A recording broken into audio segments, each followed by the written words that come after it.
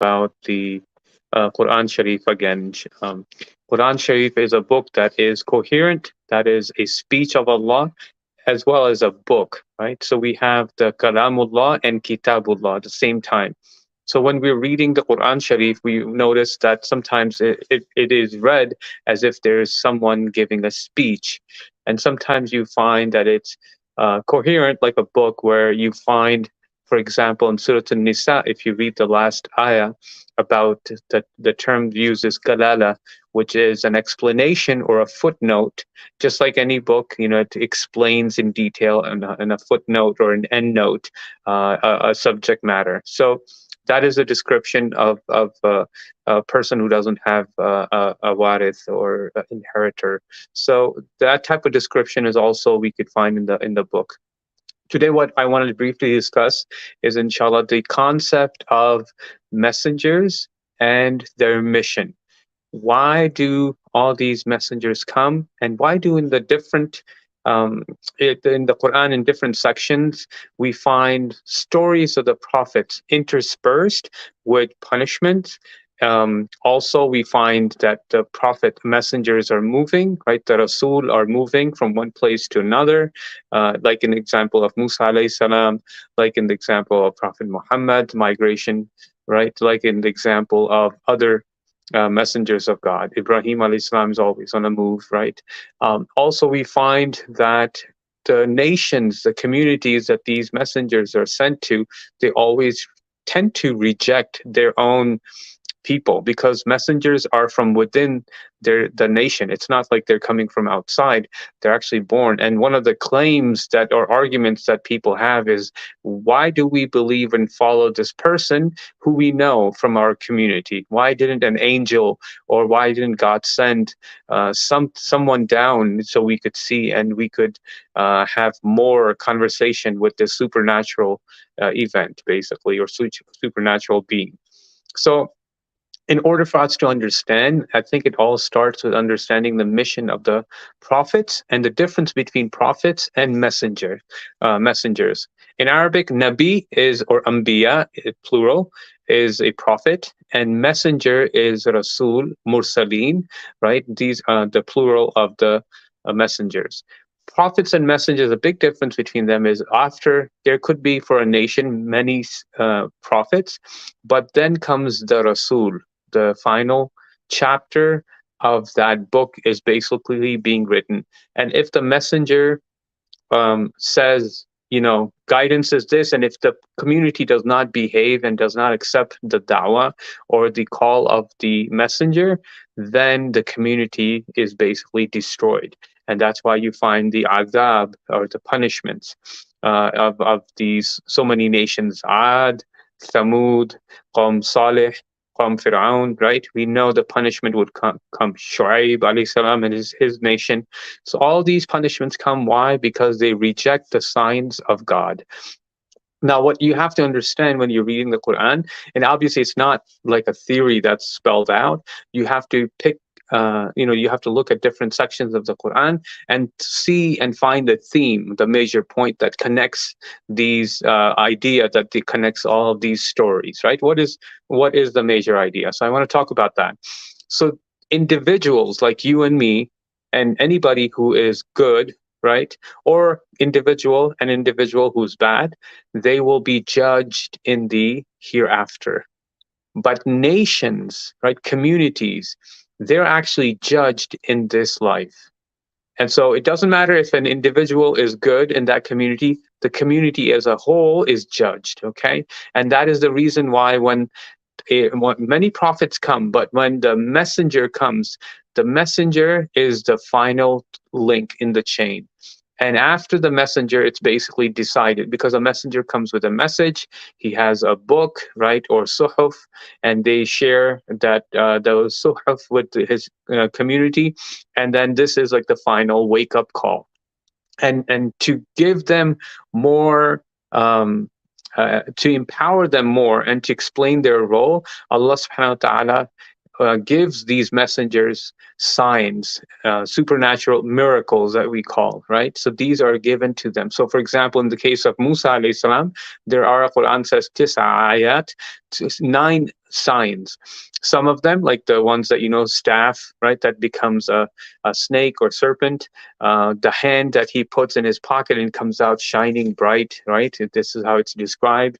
The magic that is eaten, right, by this supernatural being when Musa alayhi salam, he puts the staff down.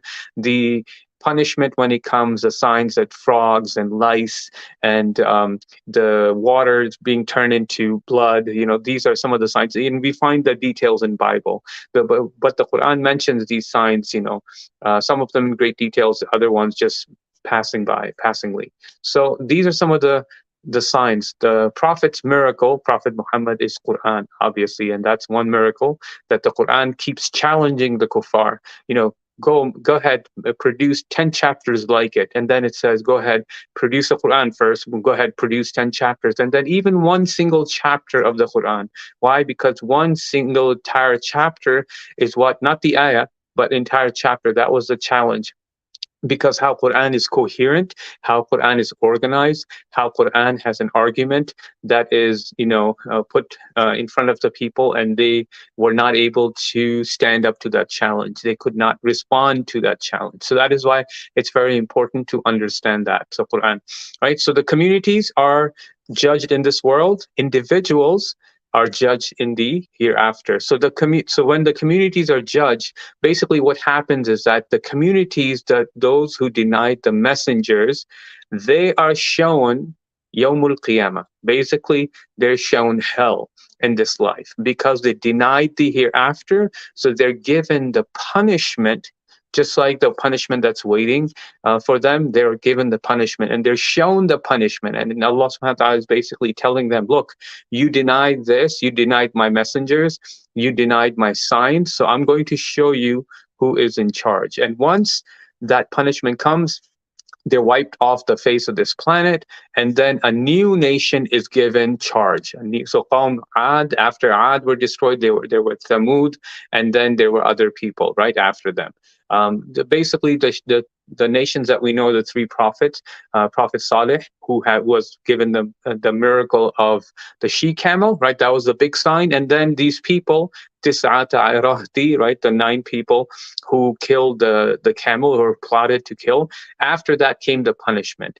The Shu'aib alayhi salam, Prophet Shu'aib alayhi salam, you see how his people were actually going away. And then so Shu'aib alayhi salam, Madian, right? Saleh, Thamud, right? And the Prophet Hud, which is Qawm Ad. These were the Arab prophets, or the Arabian Peninsula. That's where they were. Now, Bani Israel, right? They have several Anbiya, and then messengers, right? Like Isa alayhi salam as well. And you would say that how come they were not destroyed, all of them, right? So I'm going to keep that point in mind. I'm going to respond to that, inshallah. But that is a general context where nations are destroyed. And so you find once these nations are destroyed, another nation is given a chance to perform, and they're given a good life of this good life in this world, and they're tested with this. And so you could see it basically, and if you really pay close attention to history throughout the human history, and it is a known fact that several different nations have taken the summit or the hierarchy in terms of how they have advanced, whether it's the economics, finance, right? The Muslim nation, right? They were there. The Western nations now, you see them how up high and above, right? And then, even previous years, you would see like the Mongols, right? They came, the Chinese culture and civilization, how it was peak at the time. You go back, several millennia, and you'll find the African nations and tribes and how they had, their glory days. Even Native Americans, how they had their heydays too. So these nations are tested. They're given good times and bad times, and Allah wants to see them, how they respond. There's always a messenger that comes at the end of their tenure.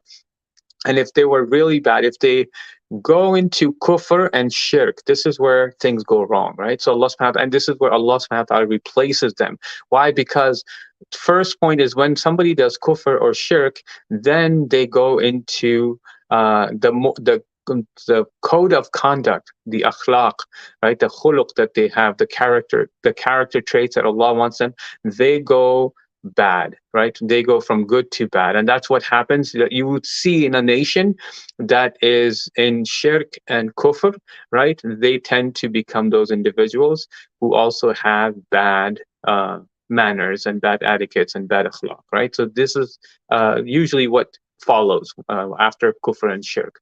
Now, now I'm going to come back to, so this is again the way it happens. A revelation comes to a messenger. The messenger doesn't know. He's not expecting a message, just like Prophet Muhammad, just like Prophet Musa, right? Just like Isa alayhi salam, it happened, right? Cradle, just like any of these messengers, right? They're not expecting it.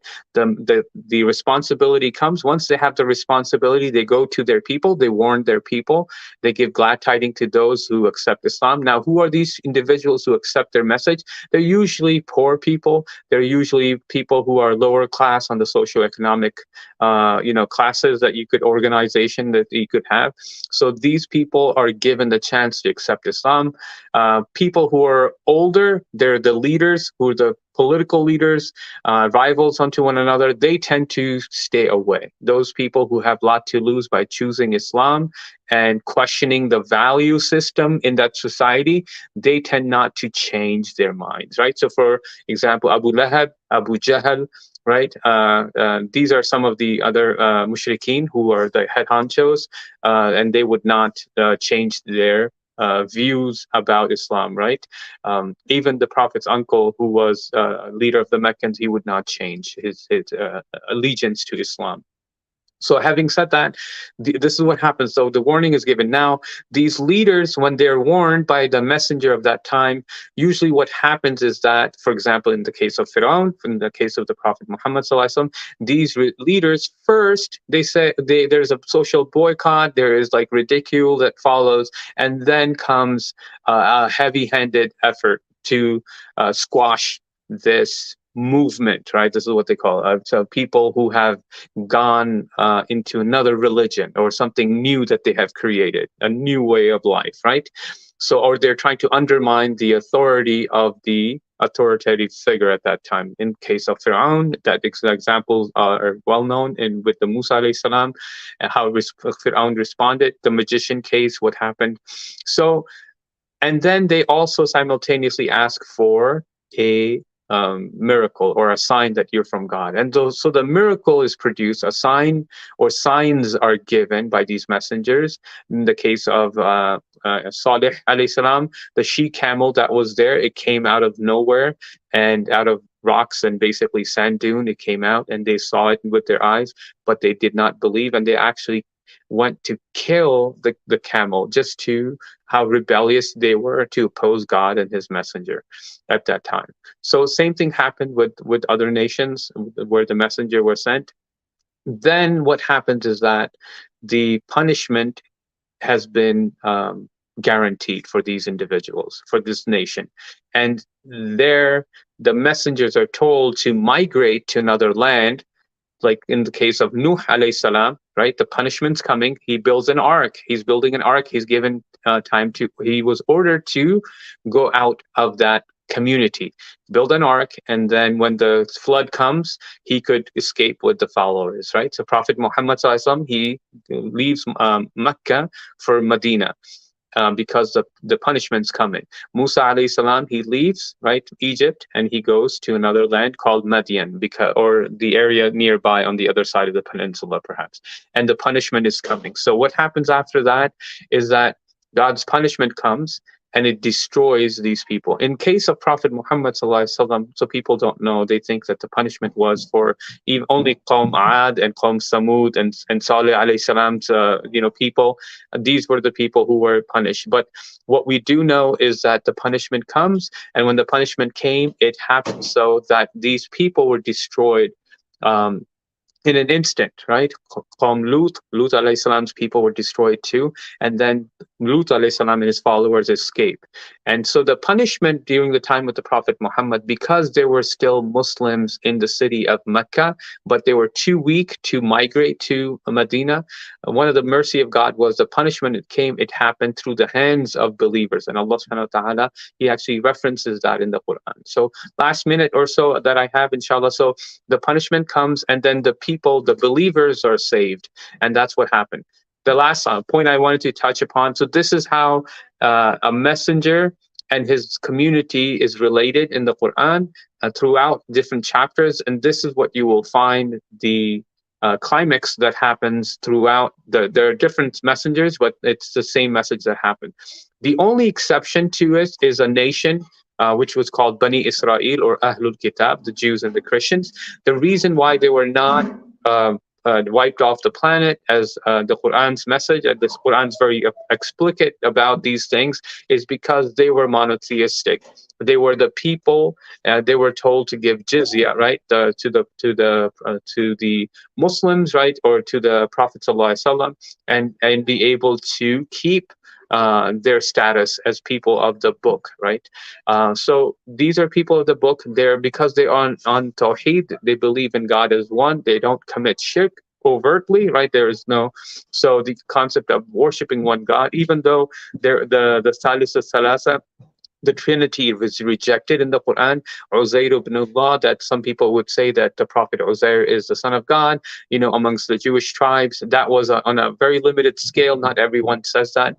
But the Quran points out their mistakes and then corrects them in their belief system, and sustains them because Allah subhanahu wa ta'ala allowed that window for them till the end of the day of judgment, when He meets, and Allah subhanahu wa ta'ala would judge individuals by their record, by what their code of conduct. So again, code of conduct, moral being is what we're asked. We're asked to have good khuluq, good characteristics, so that this is how we're going to be judged in the hereafter. The nations are judged in this life, and that's what the Quran talks about, the perished nation, the nations that were destroyed before: Ad, Thamud, Qawm Saleh, Qawm Shu'aib, all of these, Qawm Nuh alayhi salam's people, they were all destroyed for a very specific reason. There is a very specific trajectory that happens, and we see it in the Quran throughout these pages, inshallah. So thank you so much for listening. Jazakumullah khair. Assalamu alaikum wa rahmatullahi wa barakatuh.